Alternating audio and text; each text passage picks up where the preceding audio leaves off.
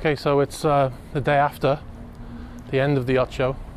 I thought I'd come back in to Monaco to show you what it's like after the show.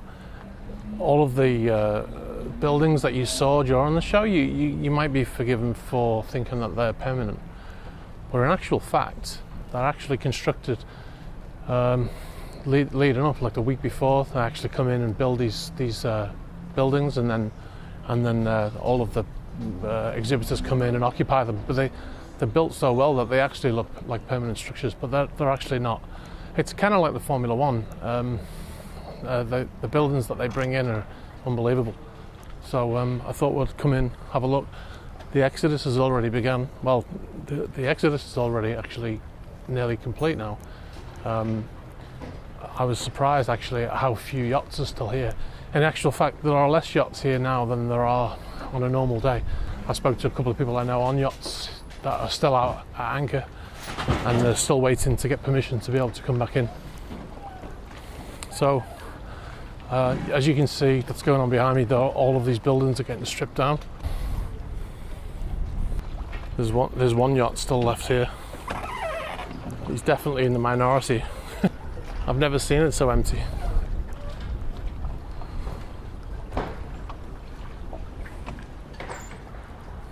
There's a cruise ship coming. P&O cruise ship came in. So you can see that it's completely empty now. This was full of yachts. Yeah, just yesterday, just last night even. When I left about 6:30 p.m. and there were a lot of parties going on. I left just shortly after the show closed, actually, when they were beeping the horns. And then I came in this morning and I expected it to be quiet, but I did not expect it to be this quiet. One of the highlights for me, this is the main strip for all the big boys advertised. You can see Lursen, Rishenko.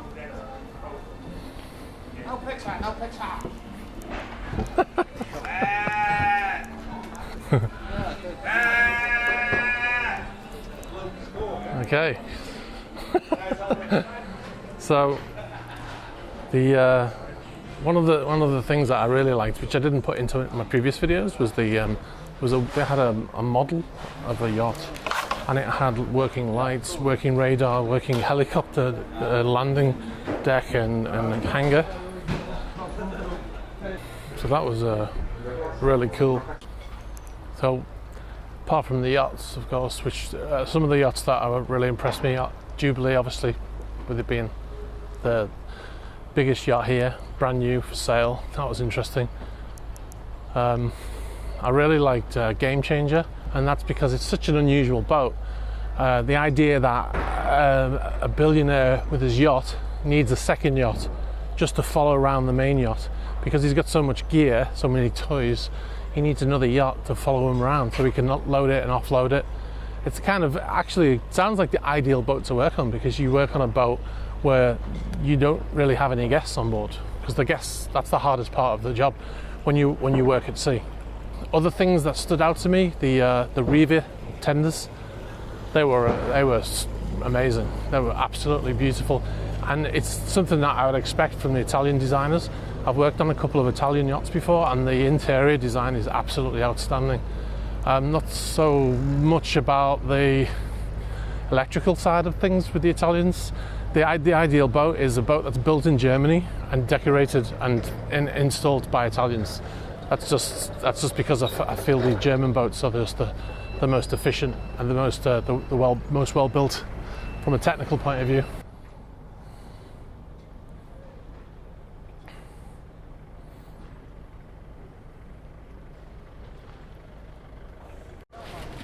So this is the famous Rascasse corner from Formula One. This is where Michael Schumacher famously stopped his car on the corner to prevent anybody from getting a better qualifying time.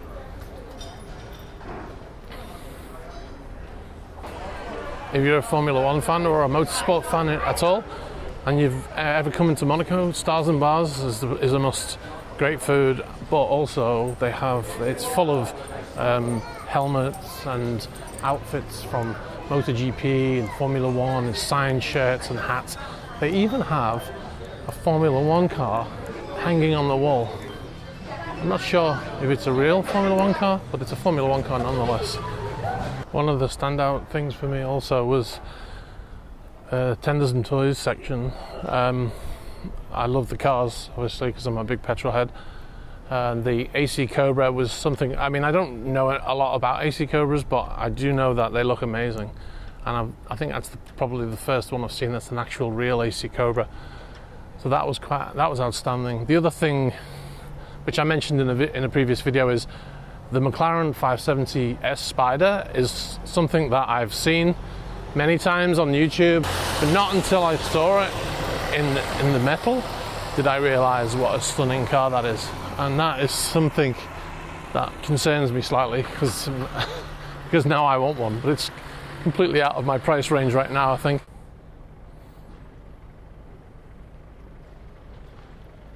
And this is the building that the cars were in, the Cars and Coffee, and also this was where you could come in and have something to eat and have a sit down. It was very plush. I mean, already it's completely, like, all of the interior fittings have been ripped out.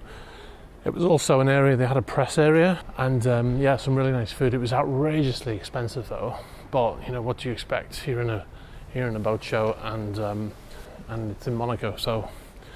But yeah, there's some of the classic Riva boats still here. These were absolutely amazing, and like I mentioned in the previous video, that the boat that is in my recovering James Bond style is one of these types of boats. Now, I noticed there's a lot of comments about the boat being, you know, slightly dirty and stuff. But when you consider, I mean, this one's just got the same kind of marks on it, but when you consider how old these boats are, you know, a lot of people who probably work on boats were commenting on, oh, it's got marks, dirty marks on it, how outrageous, those deckies should be fired and all this kind of stuff. But, you know, what they don't realise is that boat, that Riva boat, is probably 20, 30, 40 years old. So, you know, that's going to happen, and you can't get rid of every mark on a classic boat. And there were so many of them here, and when you consider that they retailed from €1 million each, and they must have had like 25, 30 boats, or maybe not that many. Oh, actually, they're still here, look.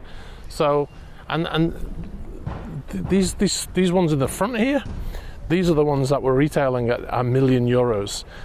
This boat over here, that's also a Riva. That's a big one, so I didn't even know they made that kind of boat.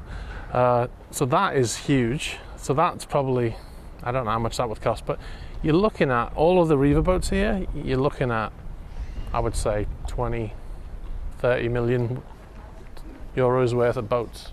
All these boats are covered now, so they'll be, I'm surprised they're still here actually. I think one of the things that you can take away from this event is, if you're not familiar with this industry, is that every single thing on a boat, on a yacht, is custom made, and every single thing you can spend a fortune on. Little things that, well, not little things, but things that you would just assume it's just something that you buy, like a passerelle or a gangway. You just think, oh, well, we just get a gangway and they fit it. But no, even they are custom made, and they can, you know, you can spend absolute fortune on those things. And it all depends on how much input the owner has, which is usually an awful lot. How much input the designer has, the architect, because they control the build, obviously. But like you can see on this one here, this passerelle here. So they were here yesterday. They also make the captain's chair that I featured in one of the videos. And this is something, you know, that is absolutely impeccably made. Absolutely everything is the most luxurious and expensive that you can get. Even toilet brushes, believe it or not. I was on a yacht, and a toilet brush. Toilet brush cost €600 for a toilet brush, aluminium, made brushed aluminium with a chrome bezel. I mean, and there's 16 cabins on that boat. So, you know, even the most mundane thing is absolutely expensive. Well, sadly, that's it from this year's yacht show. I hope you've enjoyed the videos. I hope you found them informative.